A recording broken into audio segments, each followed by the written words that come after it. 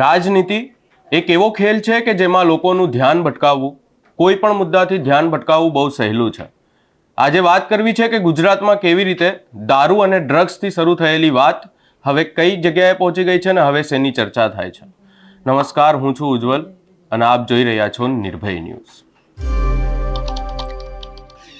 એક ઘણી જાણીતી વાત છે અને ગુજરાતના ઘર ઘરમાં આ વાત થાય છે કે જ્યારે કોઈ નાનું છોકરું રડતું હોય તો એના હાથમાં તમે કોઈ રમકડું આપી દો, એનું ધ્યાન ભટકી જાય અને એનું ધ્યાન એ રમકડામાં જતું રહે કાં તો એમાં રમવા લાગે. આવું જ ક્યાંક ને ક્યાંક હવે ગુજરાતમાં પણ થઈ રહ્યું છે. ગુજરાતમાં એક વાતની શરૂઆત કરવામાં આવી દારૂ અને ડ્રગ્સને લઈ અને અવાજ ઉઠાવવામાં આવ્યો, પરંતુ હવે આ મુદ્દાને લઈ અને રાજનીતિ એવી થઈ રહી છે કે આખો મુદ્દો જ ભટકી ગયો છે. દારૂ અને ડ્રગ્સથી શરૂ થયેલો મુદ્દો હવે જિગ્નેશ મેવાણીને જડબાતોડ જવાબ આપવા સુધી પહોંચી ગયો છે. આ સમગ્ર બાબતે ભાજપના નેતા દ્વારા જિગ્નેશ મેવાણીને લઈ અને શું કહેવામાં આવ્યું, કેમ જિગ્નેશ મેવાણીને હવે જવાબ આપવો પડશે એવી વાત કરવામાં આવી, એ પણ સાંભળી લઈએ અને કોંગ્રેસના નેતા દ્વારા આ મુદ્દાને લઈ અને શું કહેવામાં આવ્યું એ પણ સાંભળીએ. છેલ્લા કેટલાક સમયથી રાહુલ ગાંધીજીના નેતૃત્વમાં કોંગ્રેસે હારવાનો વિક્રમ કર્યો છે. ગુજરાત કોંગ્રેસ પણ અસ્તિત્વના અસ્તા ચડે છે. એવા સંજોગોમાં સત્તાભૂખી કોંગ્રેસ અને એના નેતાઓ પ્રવક્તાઓ માન્ય વડાપ્રધાનની જે ગરિમા છે પદની, એને પણ ધ્યાન રાખ્યા સિવાય એ અનાપ શનાપ નિવેદન કરે છે. આ માત્ર વડાપ્રધાનનું નહીં, સમગ્ર ભારત વર્ષનું અપમાન છે, ભારતની અસ્મિતાનું અપમાન છે. દેશની જનતા જેમણે ભારતને વિશ્વના ફલક પર અગ્રીમ હરોળમાં મૂક્યું છે, સતત ઝડપથી વિકસતું અર્થતંત્ર બનાવ્યું છે, વિશ્વના ફલક પર ભારત અને ભાજપની જે પ્રતિષ્ઠા વધી છે, એવા વડાપ્રધાનને વાણી વિલાસ કરીને વડાપ્રધાન પદની મર્યાદાને શોભે નહીં એ પ્રમાણેના નિવેદનો છે અને સખત શબ્દોમાં વખોડું છું અને દેશની જનતાને નમ્ર વિનિવેદન કરું છું કે આપે છેલ્લા દાયકામાં ભારત વર્ષનો જે વિકાસ જોયો છે, ભારતને વિશ્વગુરુ બનાવવાની દિશામાં જે આપણે હરણફાળ ભરી રહ્યા છે, ત્યારે આવા લોકોના નિવેદનના લેખાજોખા કરજો અને એને જડબાતોડ જવાબ આપજો એવી વિનંતી કરું છું. ભારતીય જનતા પાર્ટીના હાસ્ય મુકાયેલા, કોરણે મુકાયેલા, સંપૂર્ણપણે નિષ્ક્રિય એવા અનુસૂચિત જાતિ મોરચાની અચાનક જ આજે જાણે બ્રહ્મજ્ઞાન લાદ્યું હોય એ પ્રકારે આજે સક્રિય થયા છે.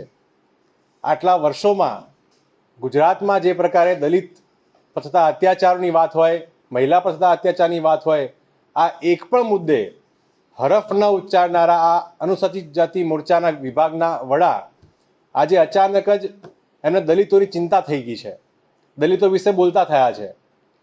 આ જે રોજગારીની વાતો કરતા હોય, આ તો ખરેખર અનુસૂચિત જાતિના લોકોને, ભારતીય જનતા પાર્ટીના મોરચાના લોકોને રોજગારીનું કામ એ જિગ્નેશભાઈ મેવાણી આપ્યું એવું લાગી રહ્યું છે. સ્પષ્ટપણે મુદ્દા ભટકાવવાની વાત, જે મુદ્દો ખરેખર સમગ્ર ગુજરાતને સ્પર્શતો મુદ્દો છે, દારૂ વ્યસનનો મુદ્દો છે, એ મુદ્દાથી કેમ કરીને ધ્યાન ભટકાવી શકાય એ પ્રકારના હથકંડાઓ ભારતીય જનતા પાર્ટી ભૂતકાળમાં પણ અપનાવી ચૂકી છે અને અત્યારે પણ એક આ નિરર્થક પ્રયાસ થઈ રહ્યો છે. હું અનુસૂચિત જાતિના મોરચાના પ્રમુખને પૂછવા માગું છું કે આટલા વર્ષથી તમે ક્યાં હતા, જ્યારે સત્તામાં કેન્દ્રમાં અને ગુજરાતમાં તમારી સત્તા હોવા છતાં ગુજરાતમાં જે પ્રકારે દલિતો પર અત્યાચારની સંખ્યા એ વધી રહી છે, ત્યારે તમારો અવાજ ક્યાં ગયો હતો? જે પ્રકારે ગુજરાતમાં શાળા અને કોલેજોમાં સ્નાતક વિદ્યાર્થીઓને સ્કોલરશીપ નહોતી મળતી, ત્યારે આ અનુસૂચિત જાતિ મોરચા ક્યાં હતું? જ્યારે ગુજરાતના લોકોને માથે મેલું ઉપાડવાનું, ગટરમાં સફાઈ દરમિયાન મૃત્યુ પામે, ત્યારે કોઈ એમને યાદ ના આવ્યું કે એમને કમ્પેન્સેશન અપાઈએ, એમને ન્યાય અપાઈએ, એમના હક અધિકારની વાત કરીએ. જ્યારે ગુજરાતના લોકોને ખરેખર અત્યાચારના ઘટનામાં અવ્વલ નંબરે આવતા હોય, આંકડાઓ વધતા હોય, ત્યારે દલિતની કોઈ ચિંતા ના થઈ. ભારતીય જનતા પાર્ટીના સાંસદ એ દલિત સમાજના ચૂંટાયેલા નેતા અને આદિવાસી સમાજના ચૂંટાયેલા નેતાને કૂતરા કહીને સંબોધે, ત્યારે એમને કોઈ પ્રકારની દલિતની સમાજની વાત ના યાદ આવી, આદિવાસી સમાજની ચિંતા ના થઈ. પણ જ્યારે પોતાનો મુદ્દો, જ્યારે સમગ્ર દેશમાં અને સમગ્ર ગુજરાતમાં આ દારૂનો મુદ્દો ચગ્યો છે અને ગૃહ વિભાગને ખરેખર પેટમાં તેલ રેડાયું છે, એટલે આ મુદ્દાને ડાયવર્ટ કરવા માટે, આ મુદ્દાને દબાવવા માટે ધર્મ અને જ્ઞાતિના અલગ અલગ હથકંડાઓ અપનાવવામાં આવી રહ્યા છે. હું ફરીથી પૂછવા માંગુ છું કે આ મોરચો અત્યાર સુધી ક્યાં હતો કે જ્યારે ગુજરાતમાં દલિત હત્યાની ઘટનાઓ એ વારે ઘડે બની રહી હતી. એક પણ ઇન્સિડન્સ બતાવવામાં આવે કે જ્યારે આ પ્રકારની હત્યામાં આ મોરચો આવીને આંદોલન કર્યું હોય, સ્કોલરશિપ માટે વાત કરી હોય, કે મેલું ઉપાડતા લોકોને એમને મળતી રૂપિયો આપવાની વાત કરતી હોય, આ તમામ મુદ્દે સંપૂર્ણપણે નિષ્ફળ નીવડેલા આ નિષ્ક્રિય મોરચાને રાતોરાત બ્રહ્મજ્ઞાન લાદે છે. અને જિગ્નેશ મેવાણી જેવા જે સક્રિય નેતા છે, જે દલિત સમાજના નેતા છે, ને હવે સમગ્ર ગુજરાતના અવાજને રિપ્રેઝન્ટ કરી રહ્યા છે.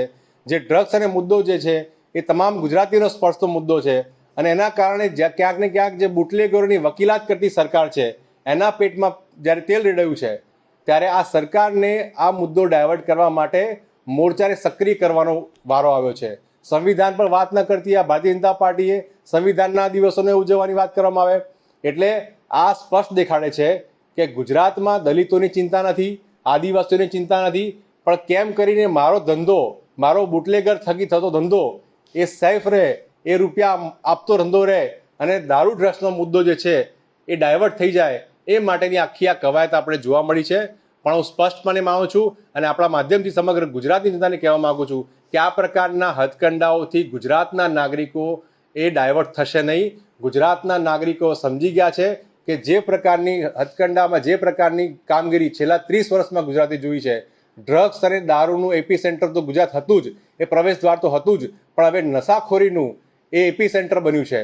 ગુજરાતમાં આ પ્રકારે 17 લાખથી વધારે યુવાનો આજે ડ્રગ્સ અને દારૂના બંધાણી બન્યા છે. 2.5 લાખ જેટલી મહિલાઓ આજે ડ્રગ્સ અને દારૂની બંધાણી બની છે. આ સંપૂર્ણપણે ભારતીય જનતા પાર્ટીની ગિફ્ટ છે, અને એના જ કારણે આજે એમના મૃતપાય થયેલા નિષ્ક્રિય એવા અનુસૂચિત જાતિ મોરચાને આજે એક્ટિવ કરવો પડ્યો છે, અને કેમ કરીને આ મુદ્દો ડાયવર્ટ કરાય એ પ્રકારની સંપૂર્ણપણે નિષ્ફળ કવાયત હાથ ધરી છે. અહીંયા વાત એ છે કે આખો મુદ્દો શરૂ થયો હતો ગુજરાતમાં દારૂ અને ડ્રગ્સને લઈને.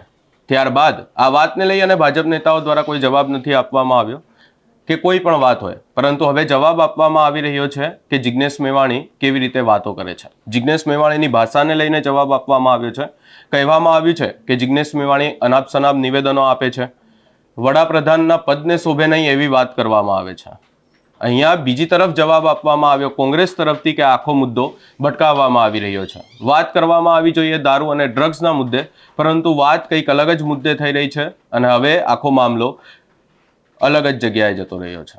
રાજનીતિ એવી રીતે થઈ રહી છે કે હવે જવાબ ખાલી જિગ્નેશ મેવાણીને આપવાની વાત થઈ રહી છે, અને સામેથી કોંગ્રેસ તરફથી એવી વાત થઈ રહી છે કે ભાજપને કેવી રીતે જવાબ આપવો. દારૂ અને ડ્રગ્સનો આખો મુદ્દો ભટકી ગયો છે. આ સમગ્ર બાબતે આપનો શું અભિપ્રાય છે અમને કમેન્ટ કરી જરૂર જણાવશો. અમારી ચેનલ નિર્ભય ન્યૂઝને લાઇક, શેર, સબસ્ક્રાઇબ કરવાનું ભૂલશો નહીં.